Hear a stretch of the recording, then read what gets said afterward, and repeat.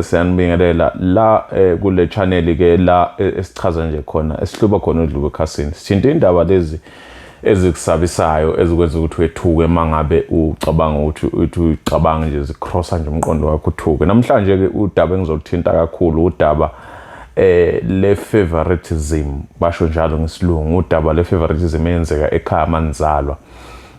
Niyazalwa ekhaya nibabili noma niba4 bese ke kuba nalowo okhonjiswa uthando okudlula wonke umuntu. Yenzeka ke kabili lento noma ngizothi ke yenzeka igabe eziningi.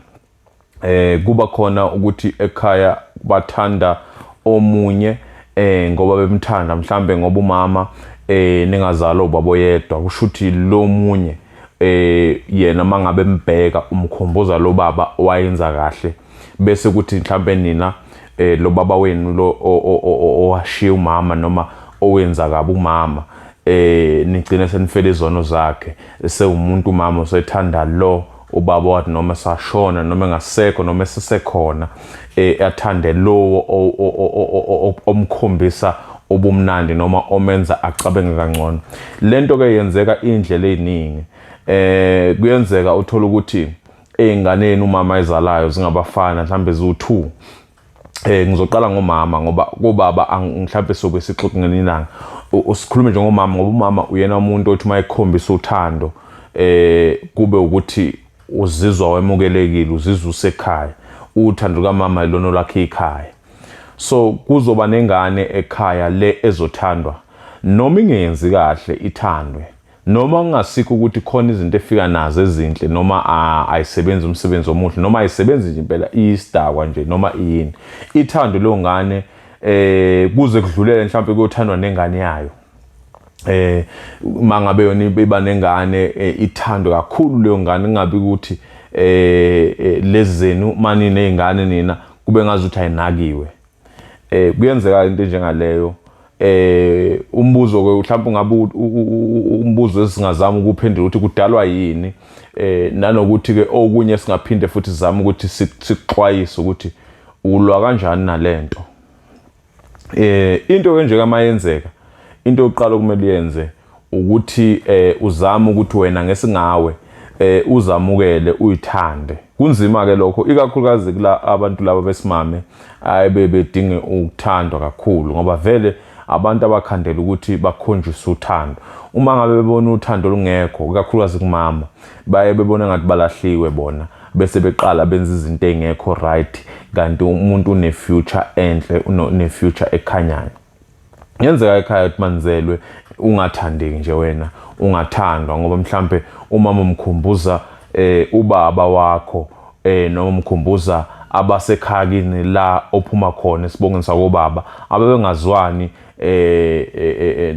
nomama noma mhlambe umkhumbuza ikubo mhlambe lalemlethela ubhlungu mhlambe wayehlupheka khula hlupheka umama ikhala kubo mangabe bebona nje into efana nomuntu wakubo noma nomfowabo uma ebheka wena umkhumbuza leyo nto leyo agcine sewumuntu osokubhodlela umlilo ngazo zonke izikhathi noma wenza okuhle noma wenzanga okuhle. Bese kuba khona le favoritism le ebakhona mangabe nizalwa le ukuthi noma nizalo baba yedwa ake ngithi thatha kanjalo ngoba aniye nazi noma mhlambe nizalo baba yedwa noma anzalo baba yedwa kodwa nje ake ngithi nje nizalo baba yedwa enqondweni zeni lokho enakhula ntshele khona.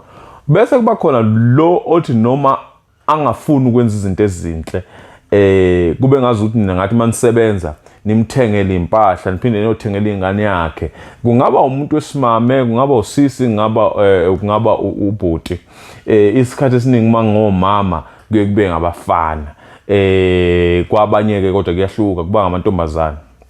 Ulwa kanjani ke nento kanje ngalezo?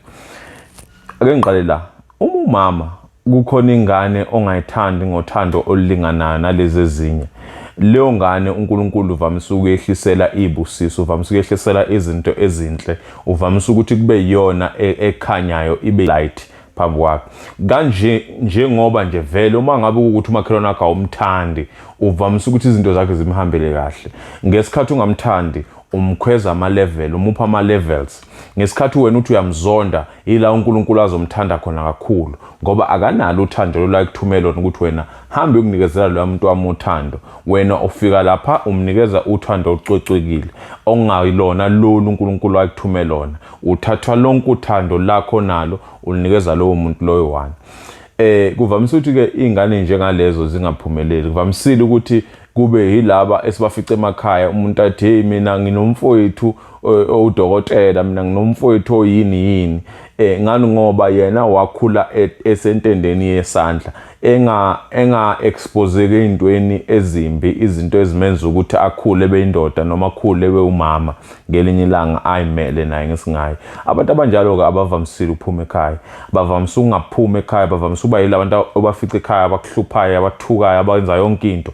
Uma uthi uzokwenza into ekhaya kube yibona aqala ababhilita aqala, kube yibona abagcina beshaya umthetho. Engane vele banikeziwe igunya, banikezwe umzali. Lo mzali uma ukuthi usekhona bayoqhubeka njalo begibele ekhanda lakho. Indlela ke into engcono yokuthi ke wena ke ungayilungisa kanjani leyo nto. One, ukuthi ube nenhliziyo enhle.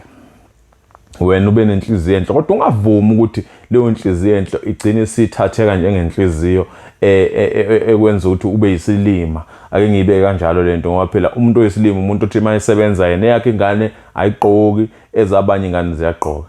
Yabo? Wena uthengela wonke umuntu ekhaya kodwa wena uhamba ngezikhinde ezinembobo. Yabo? Into enjengaleyo ke ayithandeki. Zithande wena qobo lakho, uphinde uthande nomndeni wakho, uwenze sure ukuthi umndeni wakho uma usuna wakhile unikeza wena undivided love and attention. Basho njalo ngesilungu. Kuye kwenzeke izinto ezinjengalezo. Uma uzothatha uyibeke ekhanda ziyakulimaza. Zigcine zikushaya ekuhambeni kwesikhathi ukuthi noma une success yakho awucelebrate nabazali bakho uma besekhona. I understand uma ngabe sebehambile, but uma une success ungakhona ukuyicelebrate nabazali bakho ngoba abazali bakho abakuboni njengomuntu othandiweyo wabo. Bayafisa ukuthi ngabe bengasusa lesi hlalo sokuso uNkulunkulu bakubeke le bese babeka umfoyini. Kuyenzeka into enjengalezo, kodwa ke wena musa ukulwa impi. Musa ukulwa impi uyile ngemali noma uyilwe ngani, mase kumele usize usubabekela ama conditions. Ungayenzi kanjalo ngoba izimpi zakho wena ziliwa uNkulunkulu noma ziliwa abangasekho uma ukuthi umuntu okholelwa kwabantu abangasekho. Ziliwa spiritual izimpi zakho. Uma ungalwi uhlezi ufree, uhlezi uyilo muntu okhuluma iqiniso futhi. Uma ucontenzekile ongayithandanga ibeke njengoba injalo ukuze inhliziyo yakhe ihlale ikhululekile, ungazukuhlala ucabanga ukuthi hey mina bangizonda. Kubalekile lokho sikline wena ngaphakathi ukuze uzophila isikhathi eside. Inkinga yabantu abanjalo bavamisa ukuthi egcineni kube yibona ababuya bethi hey indoda yazi ngalimala la, hey mbhuti yazi ngalimala la, esikhundleni sokuthi mina ngenze 1 2 3 ngalibala ukubuka umama usesithele ngelinye ilanga sengisele manje ngiyayibona lento owayenza bhuti. Ngesikhathi uphuma ebusuku wena uyobheka inkomo, mina ngihlele endlini, angaze ngifunde ukuthi indoda iyabhekana nomzima. Ubuye ebusuku ngo8 ngoba ungekukhona ubuye inkomo zingabuyile, kodwa mina ngebe ngihlele endlini. Leyo nto angaze ngiyibone kuyinto wrong, ngangiyibuka ku right, kodwa manje ngiyabona la bantu babengilimaza. Yabo? Mawukuthi umuntu loyo ophila isikhathi eside, ngoba uma ngabe uqala uyinikela impilo yakho, uyinikela emankentshaneni, awuzungaphila isikhathi eside. So ke kubalekile ukuthi uthandazele nabafowenu, ubathandazele ukuthi inkosi bavikele, ubaphe nokuhlakanipha ukuthi babone indlela engcono nami le ngibuka ngayo, mhlambe engconywana kunale mina engibuka ngayo. Ubathandazele, hayi ngoba ubathandazela ngoba uchitha icala, kodwa ukuthi ufuna inhliziyo yakhe ibe msulwa. So ngizoyibeka la le ndaba. Into engizoyisho nje ukuthi kwesinye isikhathi ukuze ugcobe ube nemendlela uyadinga ukuthi udlule odakeni, udlule endaweni ezikhuzulayo umuntu ukuze uzophumelela, ukuze nawe uzoyibona ngelinye ilanga ususendaweni ethile. Musa ukuthatha lokho busukwenza situation yakho. Ngiyibeka kanjani lento le? I-situation yakho yilabantu othi umuntu mayekhuluma ethi hey mfethu nawe uya understand situation yami, uyaphuza akasayinaka akenzi lutho. Umuntu mfethu hawu mfethu wayilimaza kangaka, hayi mfethu uya understand situation yami. Musa ukuvumela izinto zibe i-situation yakho. more especially izinto ezisuka ekhaya, more especially izinto ezisuka emndenini wakho. Ungazivumeli nanoma ubani ohlangana naye noma ngasiyo umndeni noma sewumngane noma yini, musu ukuvumela ukuthi wena you are accepted. Ukuthi uacceptwa kanjani, as long as you accepted, you feel in need ukuthi ube accepted. Zimukele wena kuqala ngaphakathi ukuze nomunye umuntu azokumukela the way ungakhona. That is my advice kuwena njengamanje. Uhleli lapha ekhaya kumele nawe uhlezi ucabanga ukuthi yazini bakhona abantu abafeyisa lezi zinto engizifesayo, but abathatha intambo beyikhunge, but abaliflathela ikhaya, bayaqhubeka babuyela kulo lelo khaya, bayaqhubeka ngenhliziyo emhlophe, bayaqhubeka they giving unconditionally. Nawe kumele wenze njalo ngoba ulawo khona ubekwe ilendoda ekubekile. Awu understand wena situation yakho, awukwazi ukuthatha situation yakho bose uyijikela wena.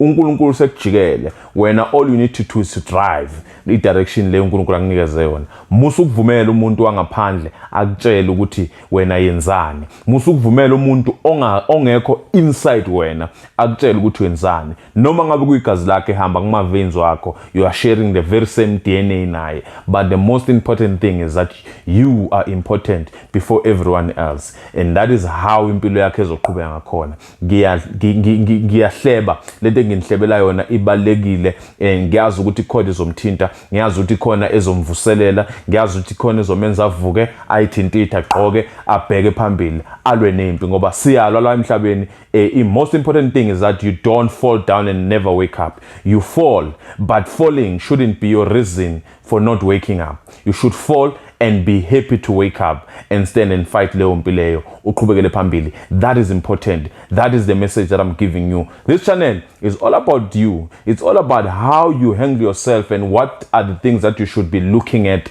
worldwide. Kubalekile ukuthi sikhulume nangalezi zinto, angikho exclusive that much.